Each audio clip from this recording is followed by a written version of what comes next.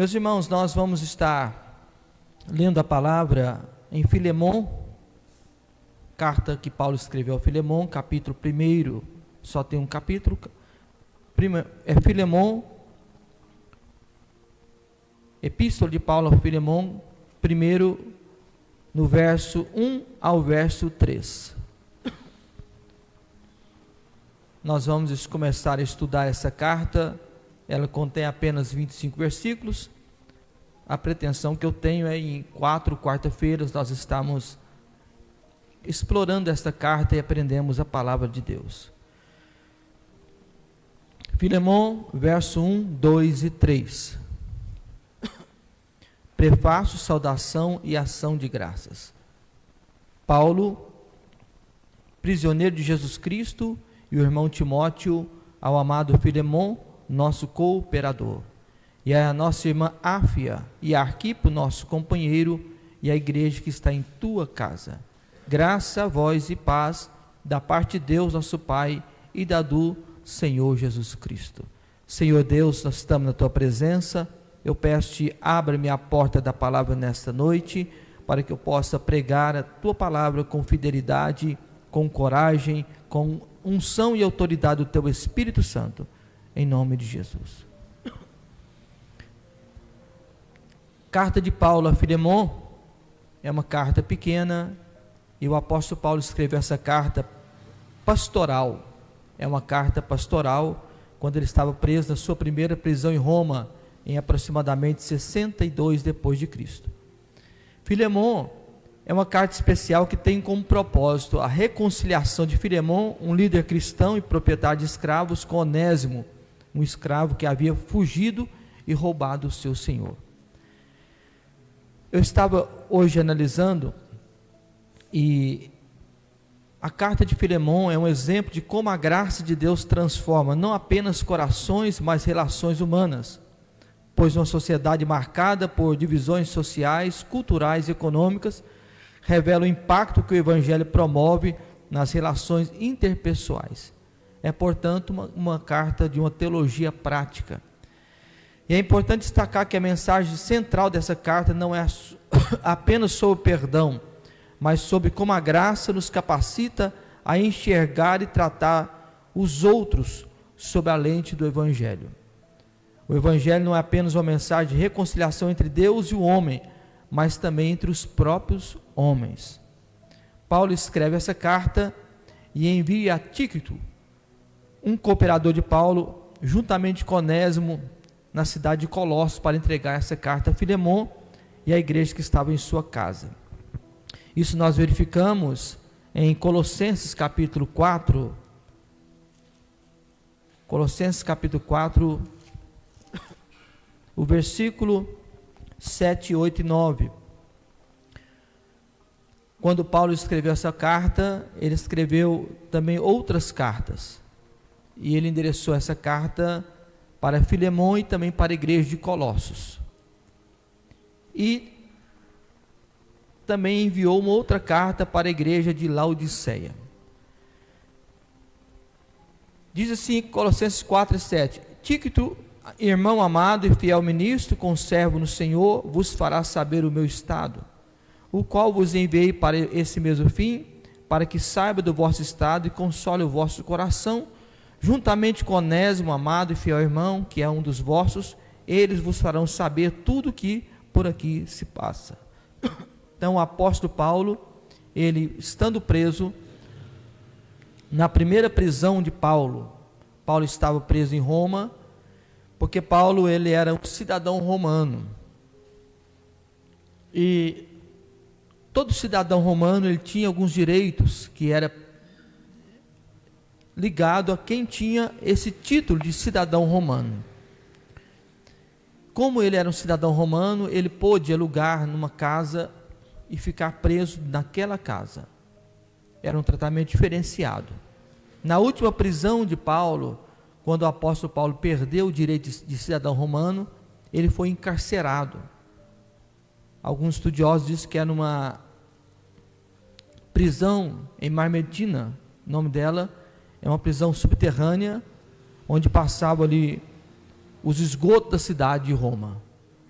E Paulo, na última prisão, ele ficou nessa prisão, mas agora Paulo está na primeira prisão, é a prisão onde que está registrado no livro de Atos dos Apóstolos.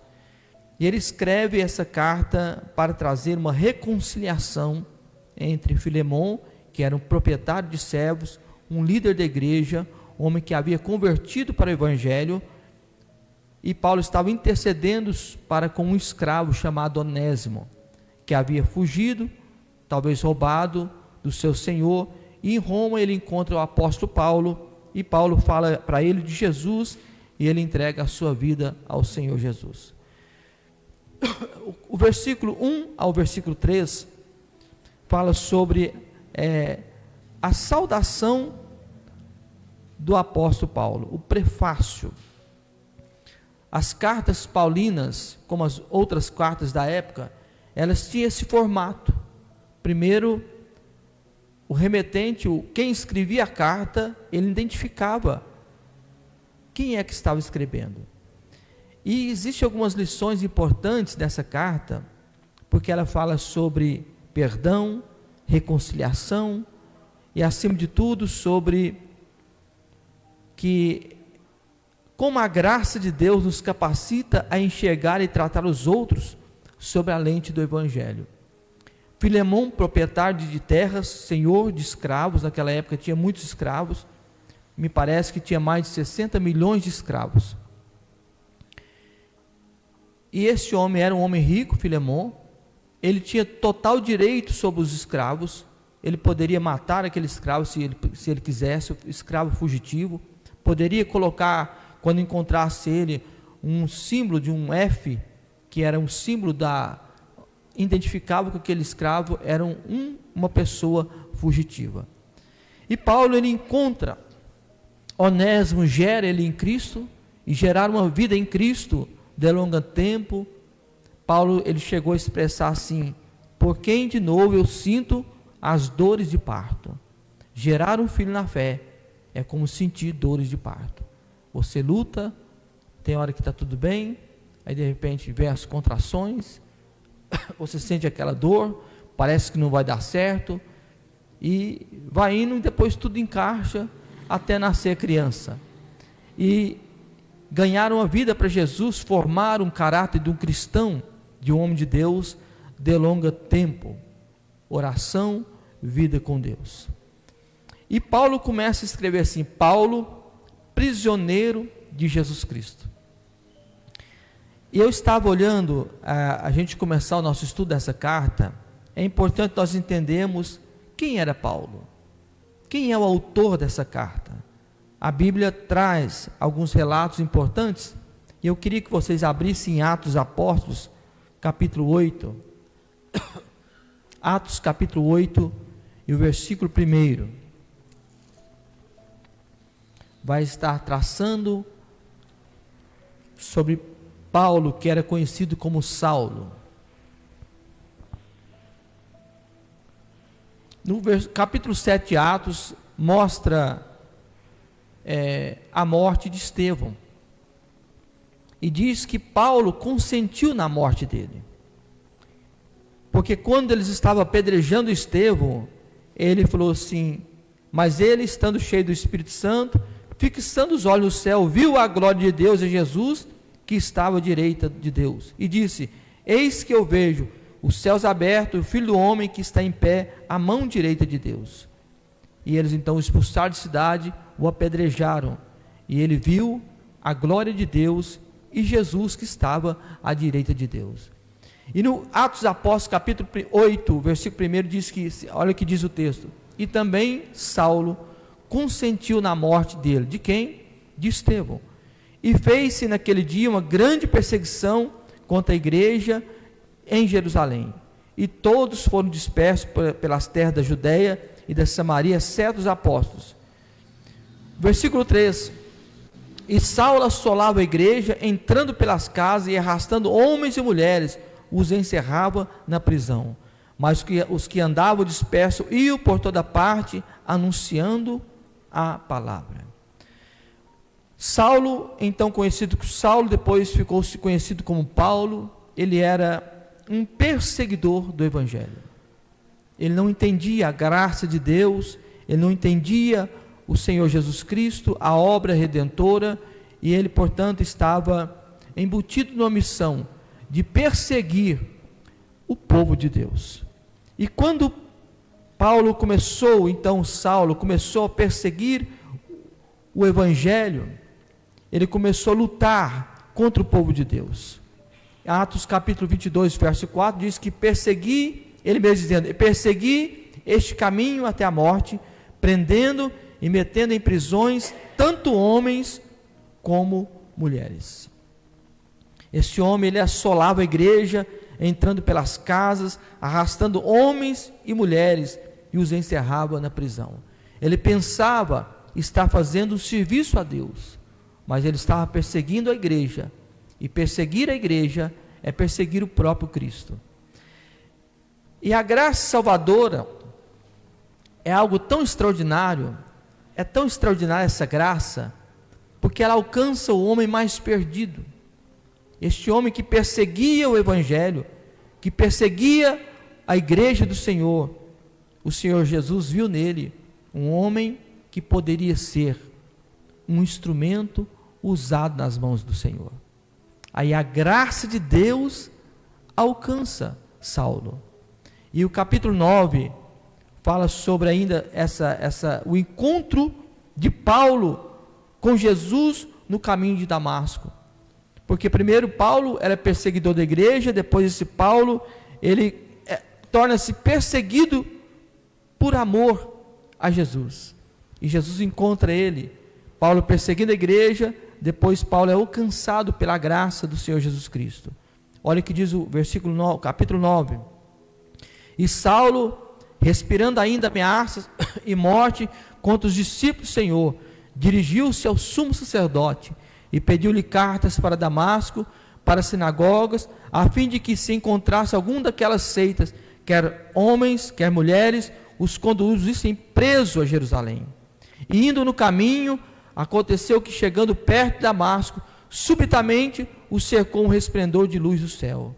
E caindo em terra, ouviu uma voz que lhe dizia: Saulo, Saulo, por que me persegues? E ele disse: quem é, Senhor? E disse o Senhor: eu sou Jesus, a quem tu persegues. Duro é para ti recalcitrar contra os agrilhões. Duro para você, Saulo, é lutar contra os agrilhões. E o agrilhão era uma vara pontiaguda que tinha ali pontas de ferro ou estilhaços de ossos de animais. Era uma ponta de metal ou ossos de animais que era usada para guiar, para instruir animais. E essas pontas de ossos, quando ela ia ao encontro dos animais, ou mesmo dos escravos, quando entrava na pele, ela voltava rasgando a pele. E Jesus falou assim: você lutar comigo é você perder. E é interessante que ele diz assim: Senhor, quem és tu? E Jesus disse: eu sou Jesus a quem tu persegues. Ele, na verdade, pensava que estava perseguindo a igreja, mas perseguir a igreja significa perseguir o próprio Cristo. Lutar contra a igreja é lutar contra o próprio Cristo.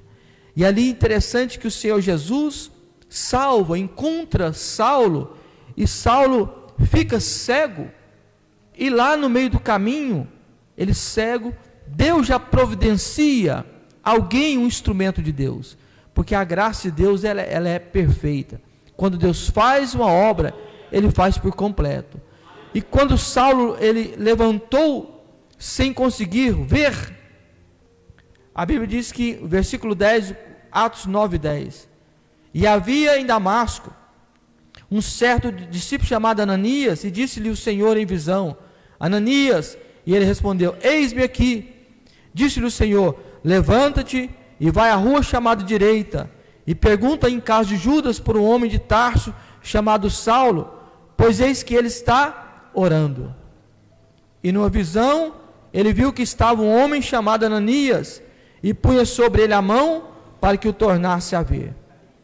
E respondeu Ananias, dizendo: Senhor, de muitos ouvi acerca desse homem, quantos males me têm feito os teus santos em Jerusalém. Aí Jesus falou para ele assim: vai, porque ele é para mim um vaso escolhido para levar o meu nome diante dos gentios.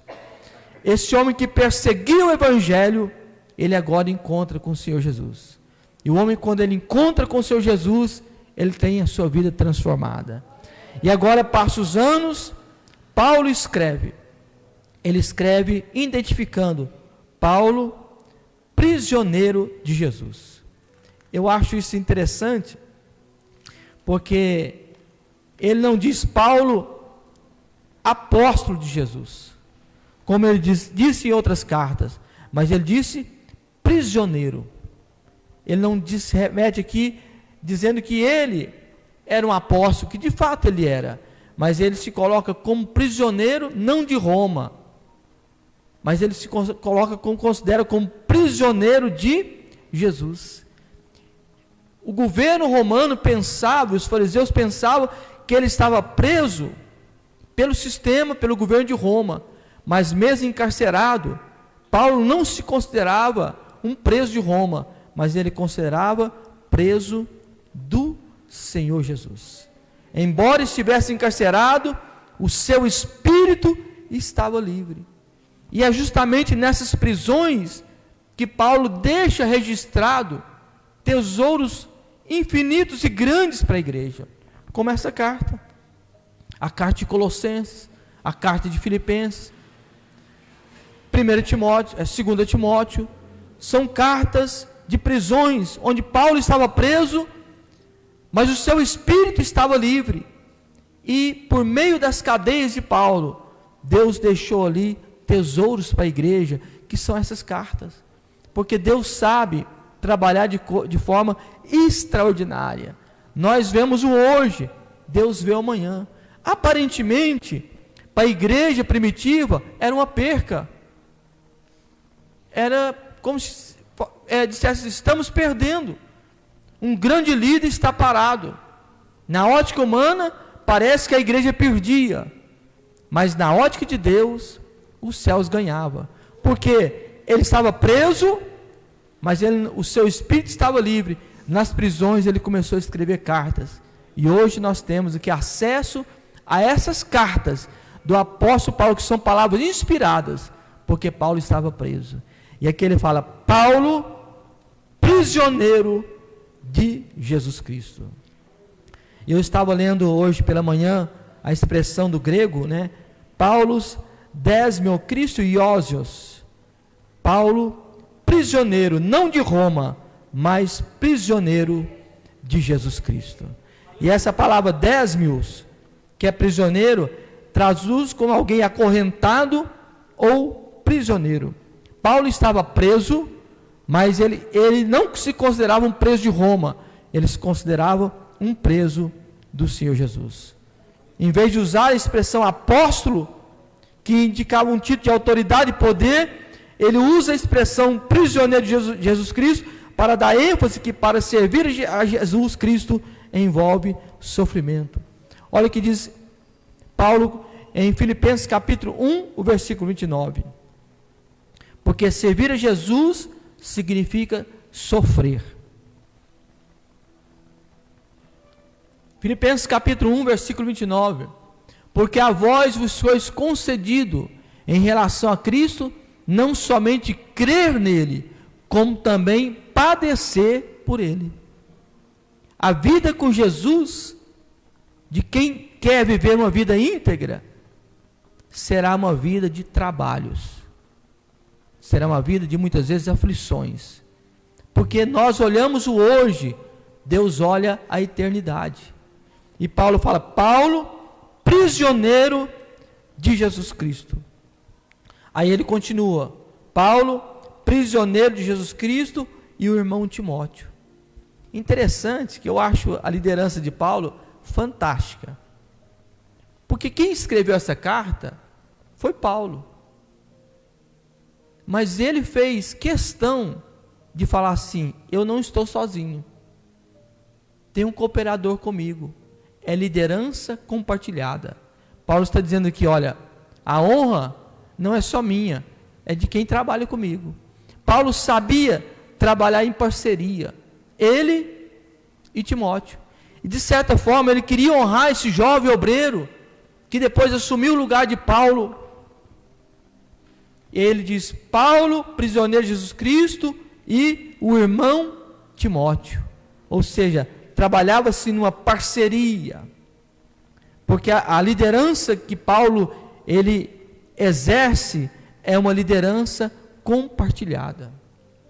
Isso nos ensina grandes coisas, porque a igreja é corpo, é relacionamento. Ninguém faz a obra de Deus sozinho. Eu não faço a obra de Deus sozinho. Por isso que aqui existe companheiros.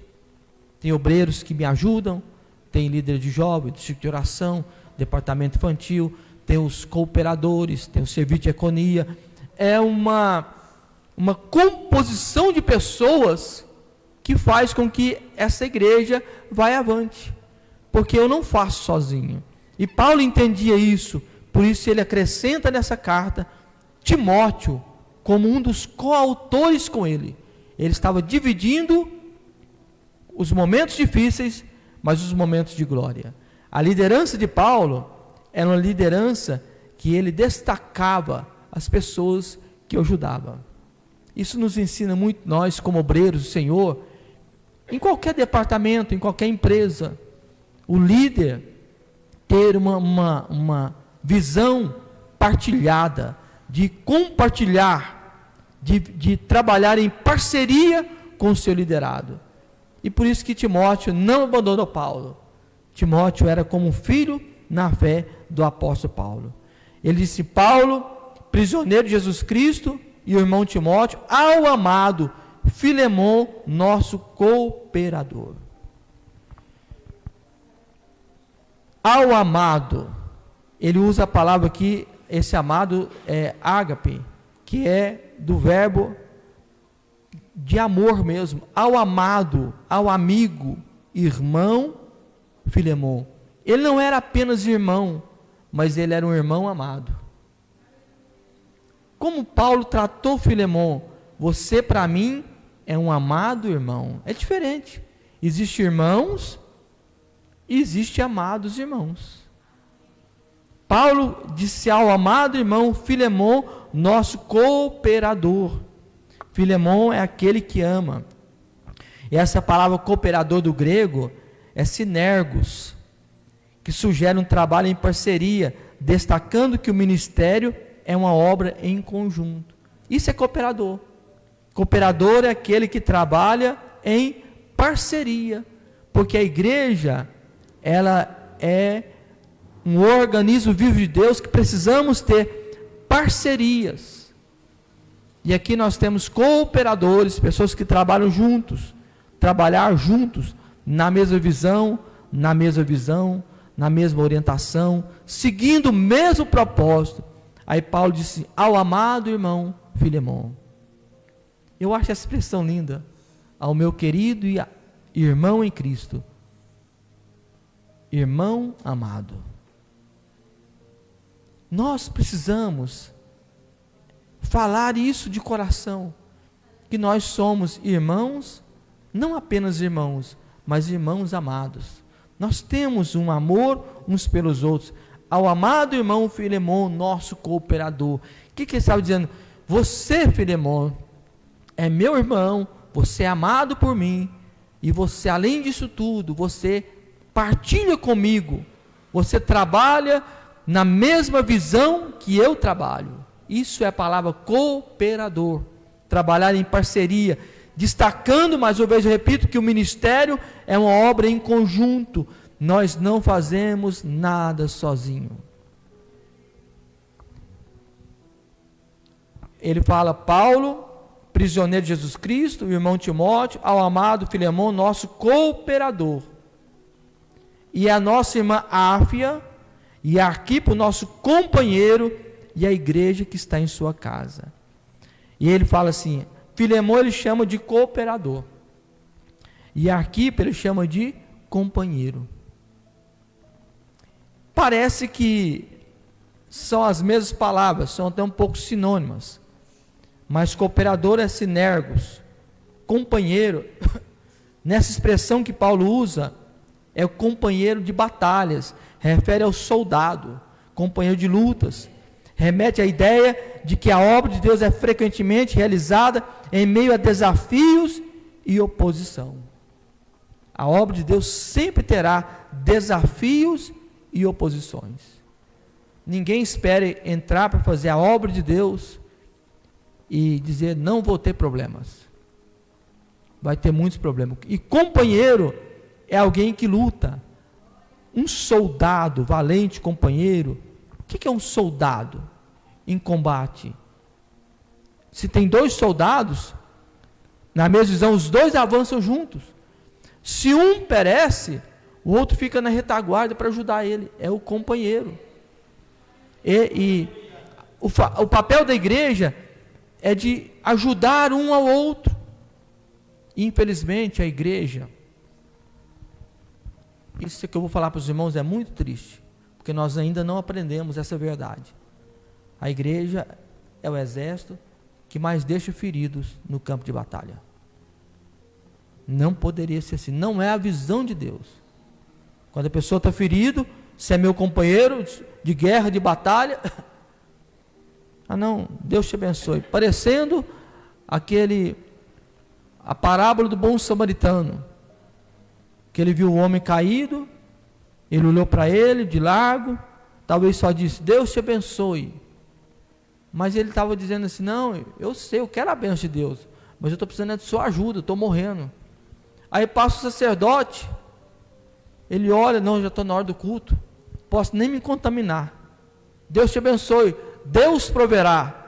Ele não diz, tudo bem, mas eu estou precisando, além da provisão agora, de Deus, eu preciso de alguém que me levante, que me leve para o hospital, que cuide de Jesus ferido. Não, mas Deus te abençoe, vai dar certo. Até que apareceu um homem, que era samaritano, um homem que não se dava bem aos judeus, de raça mista, ele aparece, ele veio, de longe, ele comove. Aí pega aquele homem, leva para a hotelaria e cuida dele. Isso era o papel, e é um papel de um companheiro. E Paulo diz assim, aqui para o nosso companheiro, aqui você é uma pessoa importante, você tem um ministério, você está comigo na mesma batalha, nas mesmas lutas, você sofre comigo as aflições com um bom soldado de Cristo. Olha sobre aflições, 2 Coríntios capítulo 11, abra sua Bíblia por favor, 2 Coríntios capítulo 11,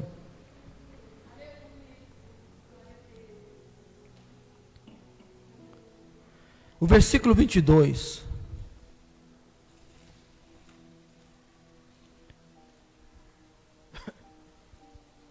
o apóstolo Paulo defendendo a sua autoridade apostólica. São hebreus? Também eu. São israelitas? Também eu sou. São descendentes de Abraão? Também eu. São ministros de Cristo? Falo como fora de mim, eu ainda mais, em trabalhos, muito mais, em açoites, mais do que eles, em prisões, muito mais, em perigo de morte, muitas vezes. Recebi dos judeus 5 quarentenas de açoite menos um. 3 vezes foi açoitado com varos, uma vez apedrejado, 3 vezes sofri um naufrágio, uma noite, um dia passei no abismo, em viagem muitas vezes, em perigo de rios, em perigo de salteadores, em perigo de minha nação, em perigo dos gentios, em perigo na cidade, em perigo no deserto, em perigo no mar, em perigos entre os falsos irmãos, em trabalho, fadiga, em vigília, muitas vezes, em fome e sede, em jejum, muitas vezes, frio e nudez, além das coisas exteriores, me oprime cada dia o cuidar de todas as igrejas. Quem me enfraquece, que eu também não me enfraqueça. Quem se escandaliza, que eu também não me abrase. Se porventura gloriar-me-ei, convém-me gloriar-me-ei no que diz respeito à minha fraqueza. Paulo está dizendo aqui que ele, como apóstolo, por muitas vezes ele sofreu as batalhas de um bom soldado de Jesus. E ele completa o versículo dizendo assim, versículo 2, e a nossa irmã Áfia, e Arquipo, nosso companheiro, e a igreja que está em tua casa. Filemon, Áfia e Arquipo são uma família. Filemon, o pai, o proprietário, Áfia, a esposa, Arquipo, o filho. Era uma família. E a igreja reunia onde? Na casa de Filemon. E aqui destaca o papel de Áfia, que era a mulher de Filemon. Uma mulher que era uma mulher guerreira. Uma mulher que era uma mulher proativa. Porque quando se destaca, principalmente nessa comunidade judaica, o nome de uma mulher, porque essa mulher de fato, ela representou alguma coisa muito importante. E quando Paulo cita o nome dessa mulher, porque ela tinha uma importância muito especial na vida da igreja. Aí está dizendo, a igreja que está em sua casa. Eu acho isso lindo.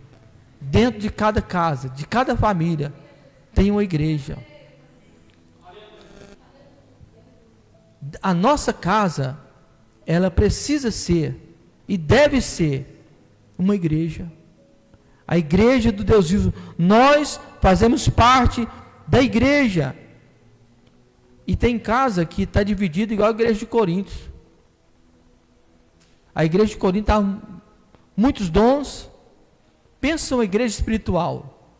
Profecia, revelação. Tinha uma igreja completa em todos os dons. Aí eles resolveram acrescentar mais um. Só que é um dom que não é de Deus. O dom da contenda. Isso aí não é o dom de Deus, né? Esse não é dom de Deus. Era uma igreja que tinha muitos dons, mas tinha um problema de divisão entre elas. E Paulo escreve essa carta aos Coríntios para tratar esse problema, porque a igreja, ela precisa ser unida. A casa, dentro dessa casa, irmãos, de Filemon, de Áfia e Arquipo, a igreja reunia em sua casa. Até porque naquela época não existia templos. Os irmãos reuniam-se nas casas.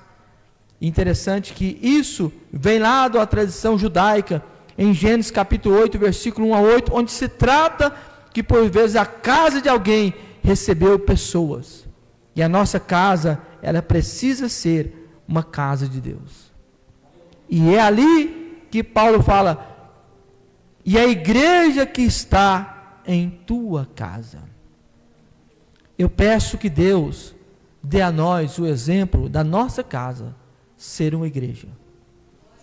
A nossa casa ser uma verdadeira igreja, onde a presença de Jesus possa estar presente. E tudo que eu tenho entendido na palavra, que o ponto final, só Deus pode colocar. E Deus é especialista em transformar ambientes ruins em ambientes bons.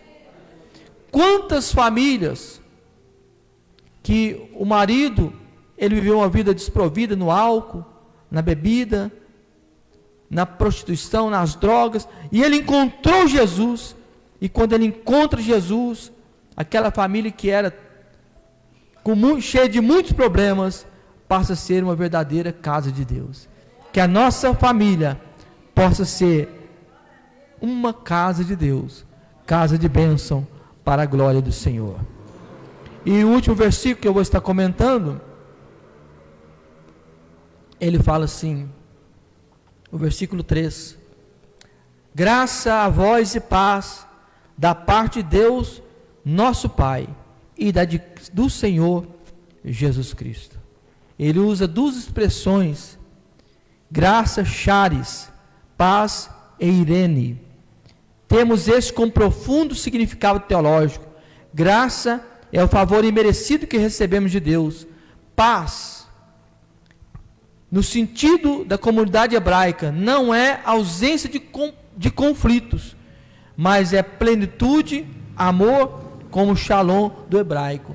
Quando se fala paz em hebraico, está dizendo que não é apenas ausência de conflito, mas a plenitude e harmonia, como a mesma expressão que se usava ali em hebraico, que se usa para o povo judeu. E ele fala, graça a vós. Ou seja, esse favor imerecido de Deus a vós. E paz. Essa paz é a plenitude da harmonia de Deus, da parte de Deus, nosso Pai, e do Senhor Jesus Cristo. Ou seja, essa graça que é a favor de Deus, e a Irene que é a paz, que é a vida plena, ela vem de uma fonte: Pai, Deus Pai e Deus Filho. Deus, Ele tem paz. Jesus tem paz. Mesmo que pode lhe faltar paz, o Senhor Jesus, Ele pode trazer paz em qualquer coração. E essa paz de Deus é que eu desejo para a vida de cada um de nós que estamos aqui.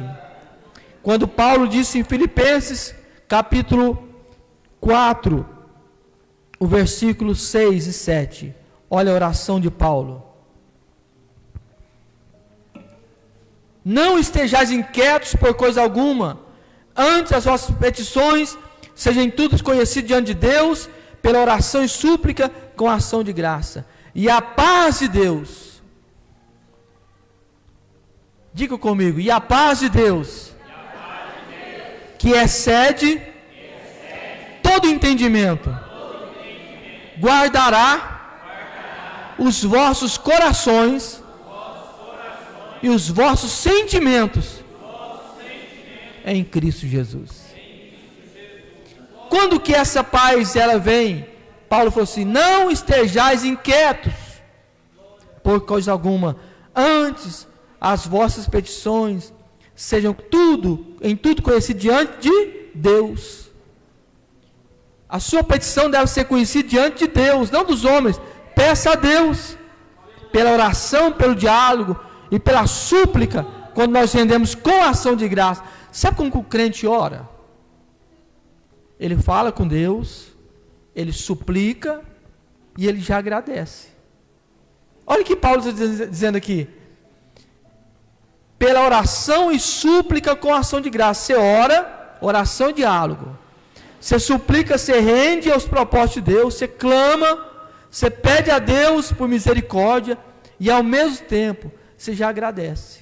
Você ora, você suplica, você agradece. Você está no vale, você ora, você suplica, você agradece. Você está na tristeza, você ora, você suplica, você agradece. Você está na tribulação, você ora, você suplica e já agradece. Em qualquer tempo, você já ora, você clama, você chora, mas já fala: Deus, obrigado.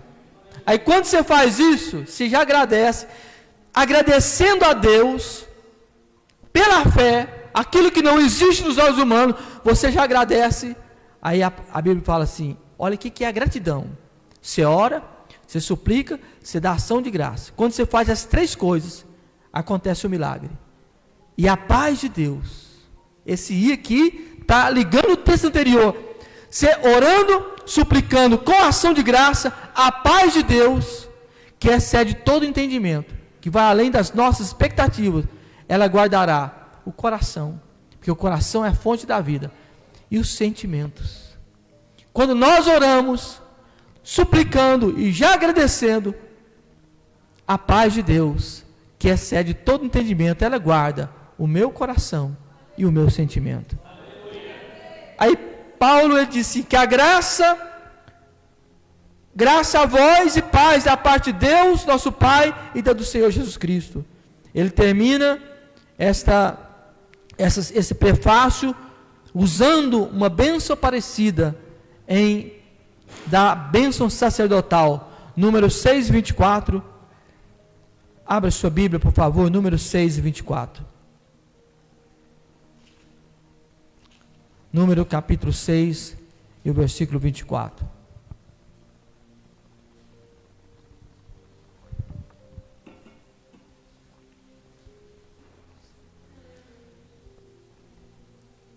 Versículo 23 e seguir. Falarão os seus filhos dizendo: assim abençoarei os filhos de Israel, dizendo: o Senhor te abençoe e te guarde.